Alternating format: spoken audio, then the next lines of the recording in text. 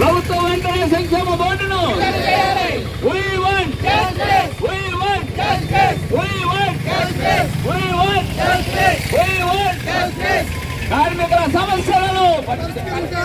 కార్మికుల సమస్యలను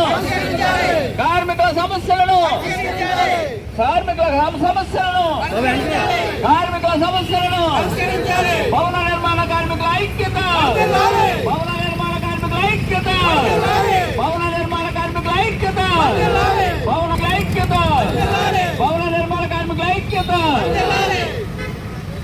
భవన నిర్మాణ కార్మికుల ఐక్యత భవన నిర్మాణ కార్మికుల ఐక్యత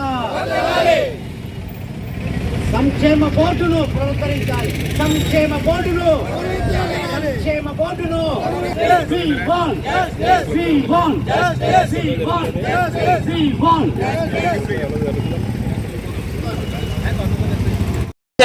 సమ్మెలో భాగంగా భవన నిర్మాణ కార్మికులు మరి ఆంధ్రప్రదేశ్ లో జరుగుతున్నటువంటి కార్మికుల ఆవేదన కన్నీళ్లు బాధలు మరి రోడ్లపై పడే పరిస్థితి దౌర్భాగ్య పరిస్థితి వచ్చింది.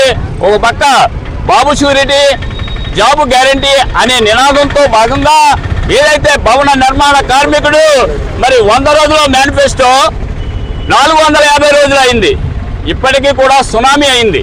అయ్యా మీ గౌరవ ముఖ్యమంత్రి గారిని అలాగే ఉప ముఖ్యమంత్రి కొణిదెల పవన్ కళ్యాణ్ గారిని కార్మిక శాఖ మంత్రి వాసంశెట్టి సుభాష్ గారిని మేము ఒక్కటే అడగదలుచుకున్నాం కార్మికుల పక్షాన.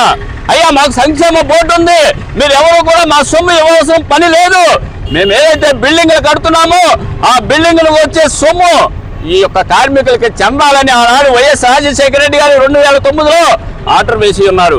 మరి ఆనాడు నుంచి 2014 నుంచి 2018 వరకు ఇదే ముఖ్యమంత్రి వర్యులు నారా చంద్రబాబు నాయుడు గారు ఉన్నారు. మరి ఇప్పుడు ఎందుకు అవ్వట్లేదు మహానుభావ అని అడుగుతున్నాం ముఖ్యమంత్రి గారిని.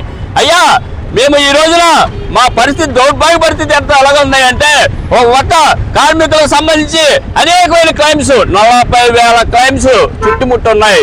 ఒక పక్క ఎవరైతే చనిపోయారో ఆ కార్మికుడి యొక్క తల్లిదండ్రులు కావచ్చు వాళ్ళ కుటుంబం కావచ్చు అలో లక్షణాన్ని ఏడుస్తూ ఉన్నారు. ఎప్పటికైనా మేలుకోండి, మా యొక్క బాధలు విన్నవిస్తున్నాం. మీరు ఏదైతే సంక్షేమ బోర్డుకి మీరుందో చెస్ విధానాన్ని మీరు తీసుకొచ్చారు. ఈ చెస్ విధానంలో ఈ రోజున ప్రతి బిల్డింగ్ దగ్గరికి వెళ్ళి మీరు నోటీస్ ఇస్తున్నారు. మరి ఈ డబ్బు అంతా ఏమైంది? 110 రూపాయలు ప్రభుత్వానికి కడుతున్నాం. కార్మికుడు 60 రూపాయలు ఏదైతే మ్యారేజ్ స్కీమ్ కానీ ఒక డెలివరీ స్కీమ్ కానీ సహజ మరణం కానీ యాక్సిడెంట్ అయినచ్చో కానీ మరి యాక్సిడెంట్ లో చనిపోతే మరణం కానీ ఇలాగ అనేకమైన ఉన్నాయి. ఒక్క కార్యక్రమం ఒక్క టెంట్ ఒక్కటి కూడా నెరవేర్చిన దౌర్భాగ్య పరిస్థితిలో ఉన్నది.